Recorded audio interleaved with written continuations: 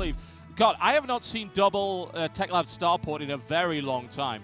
Yeah, this is a classic signature RuFF build. I mean, think about the Reapers. They also saw that barracks floating out, and your first instinct as a Terran is you see that, you're like, oh, okay, I guess this guy's going to play mech, and you're thinking maybe siege tanks, maybe a lot of Hellions. Hellions for sure with the reactor factory, but you may not be thinking double Starport, especially double Starport into Raven. Is Raven plus Viking and the Corvid reactor upgrade for the Ravens. This is highly unusual. This is, well, let's just say very RuFF-like, I think. Now he's going for a 3 medevac drop, this time on the eastern side here where there are no missile defenses, but with that amount of Ravens, this seems a little bit dicey. Let's see how much damage can be done here as Kalazar goes in. He's going for the mineral line now. We've got a bunch of Hellions moving in, and here come the auto turret drops. One siege tank focused down immediately, trying to bring down the second one as well. That's going to be lost.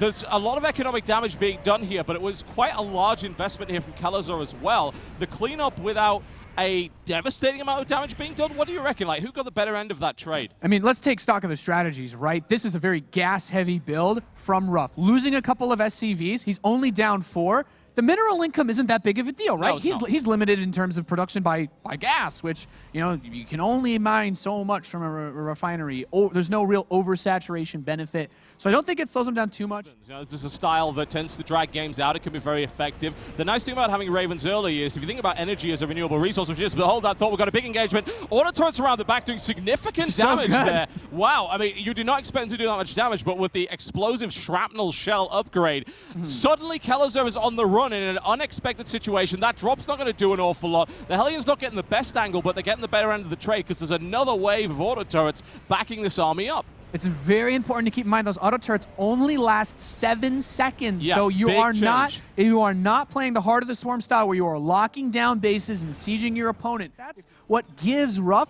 this super weird place where he's played a lot more games with this style against Marine Tank Medevac than Kalazar has played against this, because the only way you're going to practice against this is if you play against RuFF. There's no one else that does this, not that I've seen. No, it's not a common thing, especially not amongst the higher tier players. So this is difficult. Oh, that's a huge blow and a miscalculation, massive miscalculation from Kalazar.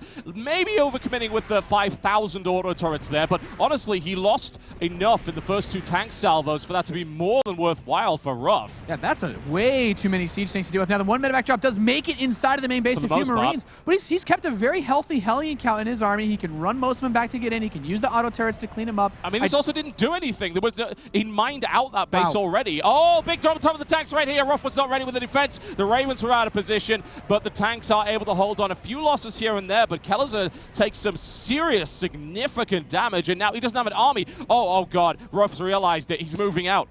Should be able to slowly push its way and possibly, I think definitely, deny the 4th base. Oh, and here come the auto turrets, and that's going to set up several lines of tier defense right here, and the engagement comes in, but big tank shelling on the front line here of Kalazar, who's trying to defend his 4th desperately, but he takes a huge salvo once again. The artillery of RuFF raining down on top of Kalazar's head. He's not looking too good right now, with more Ravens coming in, trying to break the line. Big marauder flank here, but a huge tank salvo obliterates those low health infantry units. Kalazar's driven back once again. RuFF with the 20 supply lead and growing right now. The 4th base now compromised, and a huge tank line that is yet to be broken. Yeah, this is the beauty, man. You have this tank turret versus Marine tank, and the turrets have 150 health. They have more health than any bio unit that they're playing around with. They've got a little bit of armor as well. So now we're in a position where he's being backed up into his own base. RuFF's up 30 supply against Kalazar, a champion-winning player in his region where he comes from, and he is pushing through. He's got a base advantage. There's not enough here to deal with this encroaching army. No, there isn't, and bear in mind that that supply count does not take into account the auto turrets that are coming out of those Ravens. Now we're looking at a 40 supply lead here for RuFF. RuFF's got the siege. He's sitting on the natural expansion right here of Kalazar. He's looking to break it. The SCV's coming off the line. 10 SCVs decimated. A great concave right here for RuFF as he tries to break Kalazar's defense. GG, ladies and gentlemen, and RuFF takes an upset win here against Kalazar. He's very happy with that.